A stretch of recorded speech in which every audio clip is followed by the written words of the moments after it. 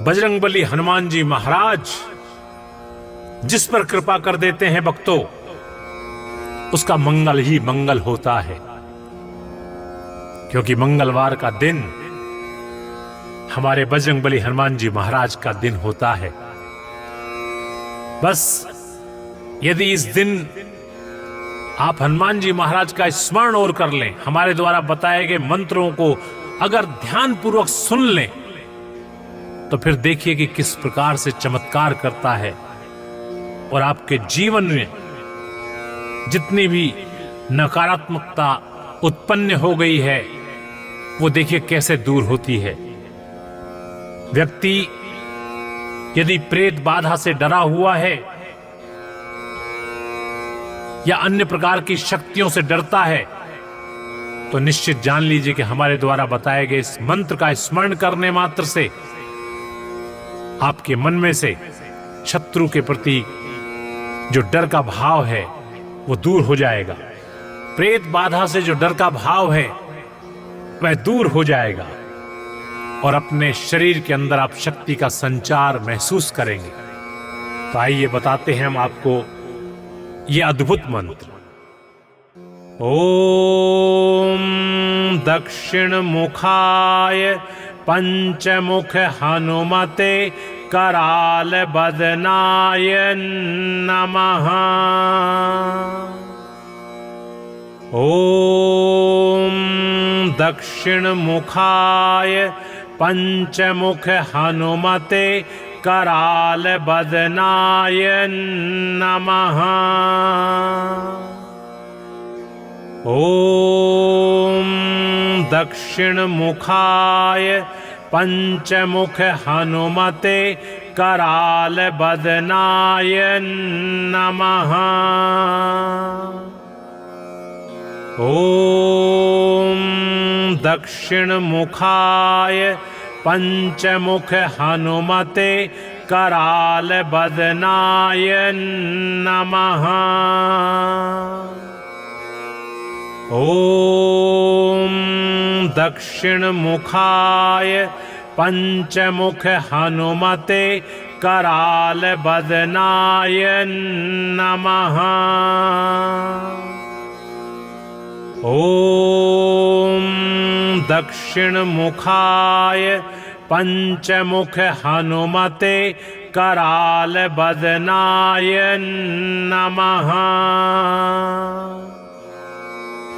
ओम दक्षिण मुखाय पंचमुख हनुमते कराल बदनाय नमः। ओम दक्षिण मुखाय पंचमुख हनुमते कराल बदनाय नमः। ओम दक्षिण मुखाय पंचमुख हनुमते कराल बदनाय नमः। ओम दक्षिण मुखाय पंचमुख हनुमते कराल बदनाय नमः। ओम दक्षिण मुखाय पंचमुख हनुमते कराल बदनाय नमः। ओम दक्षिण मुखाय पंचमुख हनुमते कराल बदनाय नमः। ओम दक्षिण मुखाय पंचमुख हनुमते कराल बदनाय नमः। ओम दक्षिण मुखाय पंचमुख हनुमते कराल बदनाय नमः। ओम दक्षिण मुखाय पंचमुख हनुमते कराल बदनाय नमः। ओम दक्षिण मुखाय पंचमुख हनुमते कराल बदनाय नमः। ओम दक्षिण मुखाय पंचमुख हनुमते कराल बदनाय नमः। ओम दक्षिण मुखाय पंचमुख हनुमते कराल बदनाय नमः। ओम दक्षिण मुखाय पंचमुख हनुमते कराल बदनाय नमः। ओम दक्षिण मुखाय पंचमुख हनुमते कराल बदनाय नमः। ओम दक्षिण मुखाय पंचमुख हनुमते कराल बदनाय नमः। ओम दक्षिण मुखाय पंचमुख हनुमते कराल बदनाय नमः। ओम दक्षिण मुखाय पंचमुख हनुमते कराल बदनाय नमः। ओम दक्षिण मुखाय पंचमुख हनुमते कराल बदनाय नमः। ओम दक्षिण मुखाय पंचमुख हनुमते कराल बदनाय नमः। ओम दक्षिण मुखाय पंचमुख हनुमते कराल बदनाय नमः। ओम दक्षिण मुखाय पंचमुख हनुमते कराल बदनाय नमः। ओम दक्षिण मुखाय पंचमुख हनुमते कराल बदनाय नमः। ओम दक्षिण मुखाय पंचमुख हनुमते कराल बदनाय नमः।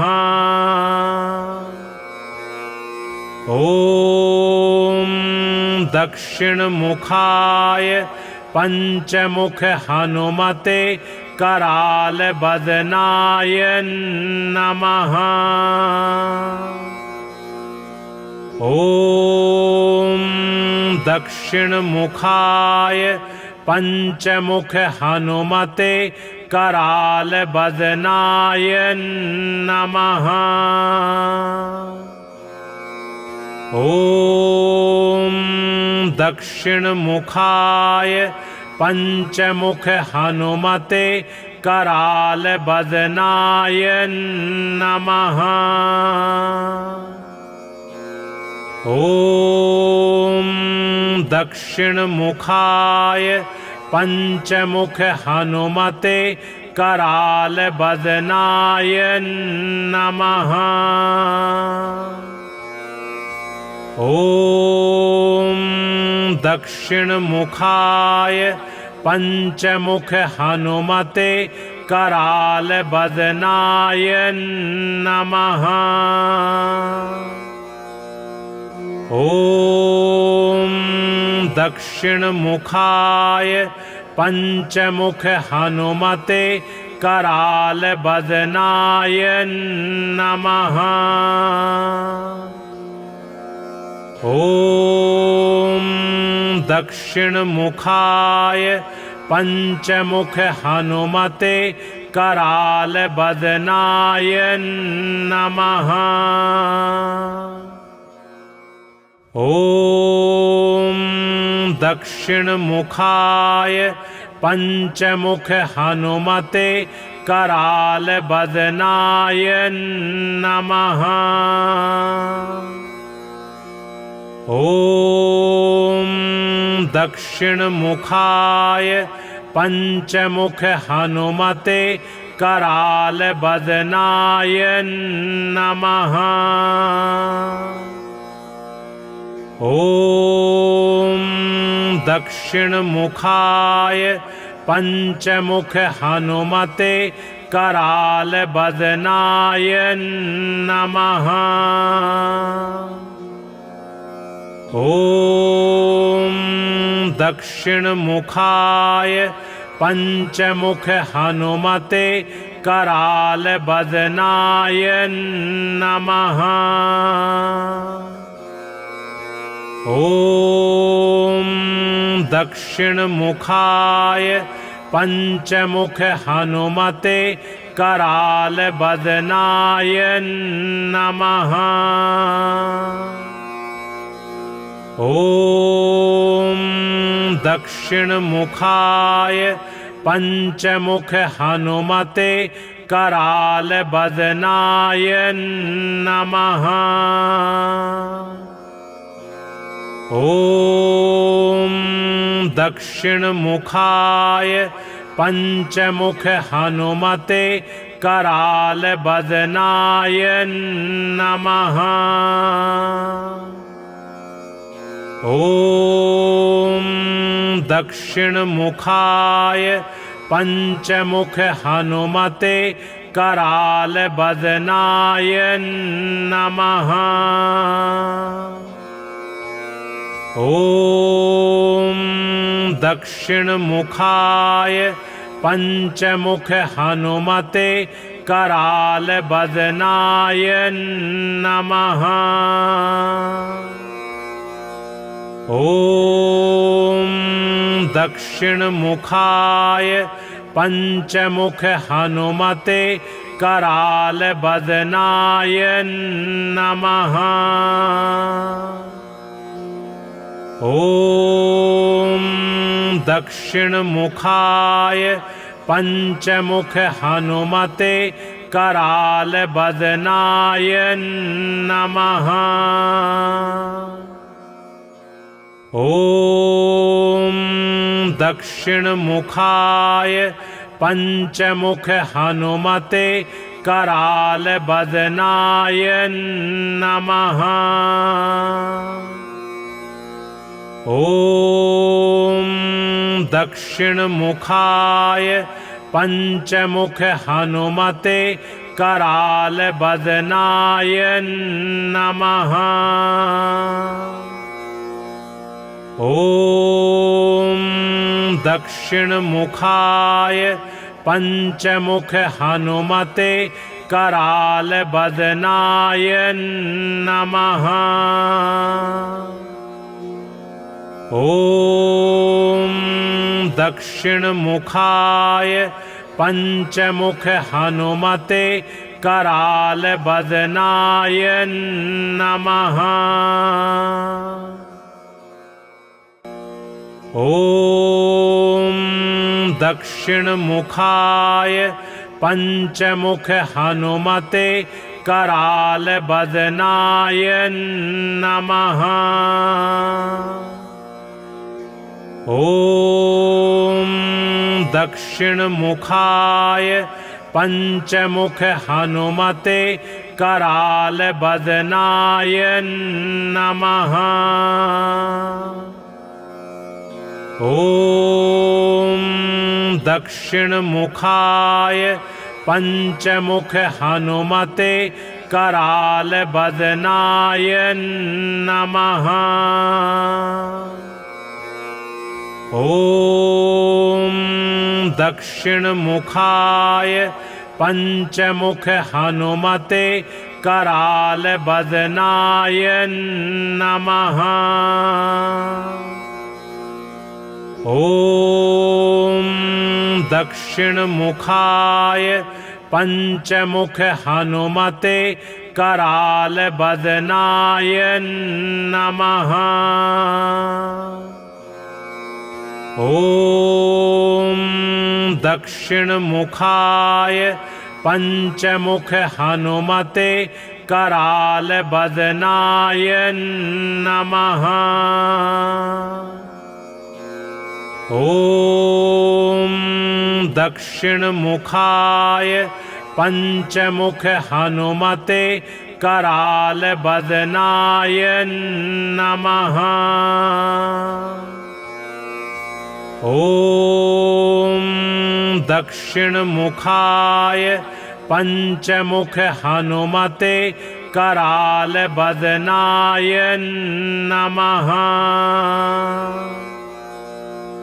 ॐ दक्षिणमुखाय पंचमुख हनुमते कराल बदनाय नमः। ॐ दक्षिणमुखाय पंचमुख हनुमते कराल बदनाय नमः। ॐ दक्षिणमुखाय पंचमुख हनुमते कराल बदनाय नमः।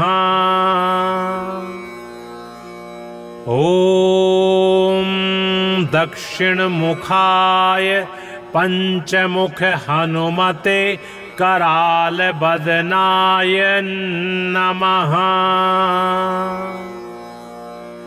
ॐ दक्षिणमुखाय पंचमुख हनुमते कराल बदनाय नमः। ॐ दक्षिणमुखाय पंचमुख हनुमते कराल बदनाय नमः। ॐ दक्षिणमुखाय पंचमुख हनुमते कराल बदनाय नमः। ॐ दक्षिणमुखाय पंचमुख हनुमते कराल बदनाय नमः। ॐ दक्षिणमुखाय पंचमुख हनुमते कराल बदनाय नमः। ॐ दक्षिणमुखाय पंचमुख हनुमते कराल बदनाय नमः। ॐ दक्षिणमुखाय पंचमुख हनुमते कराल बदनाय नमः। ॐ दक्षिणमुखाय पंचमुख हनुमते कराल बदनाय नमः। ॐ दक्षिणमुखाय पंचमुख हनुमते कराल बदनाय नमः। ॐ दक्षिणमुखाय पंचमुख हनुमते कराल बदनाय नमः। ॐ दक्षिणमुखाय पंचमुख हनुमते कराल बदनाय नमः। ओम दक्षिण मुखाय पंचमुख हनुमते कराल बदनाय नमः।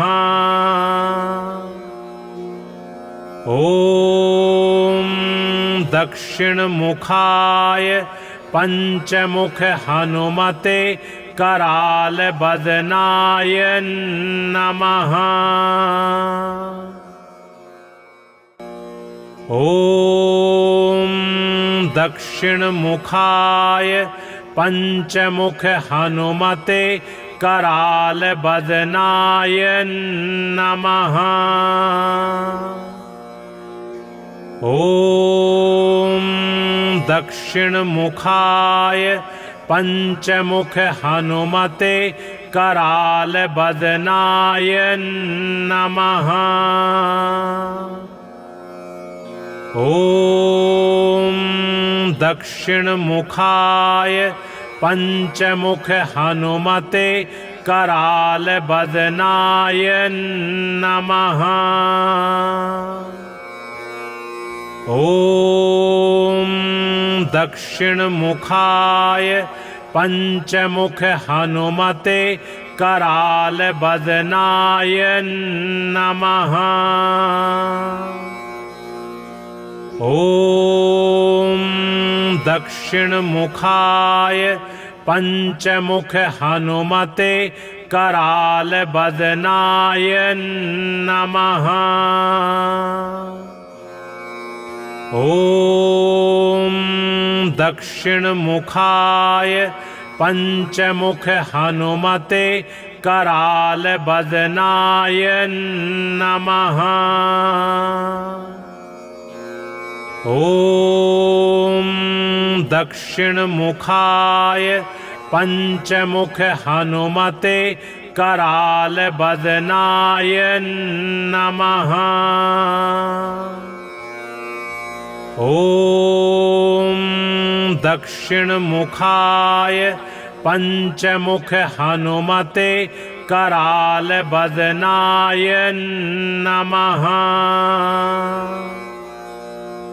ओम दक्षिण मुखाय पंचमुख हनुमते कराल बदनाय नमः। ओम दक्षिण मुखाय पंचमुख हनुमते कराल बदनाय नमः। ओम दक्षिण मुखाय पंचमुख हनुमते कराल बदनाय नमः। ओम दक्षिण मुखाय पंचमुख हनुमते कराल बदनाय नमः। ओम दक्षिण मुखाय पंचमुख हनुमते कराल बदनाय नमः। ओम दक्षिण मुखाय पंचमुख हनुमते कराल बदनाय नमः। ओम दक्षिण मुखाय पंचमुख हनुमते कराल बदनाय नमः। ओम दक्षिण मुखाय पंचमुख हनुमते कराल बदनाय नमः। ओम दक्षिण मुखाय पंचमुख हनुमते कराल बदनाय नमः। ओम दक्षिण मुखाय पंचमुख हनुमते कराल बदनाय नमः। ओम दक्षिण मुखाय पंचमुख हनुमते कराल बदनाय नमः।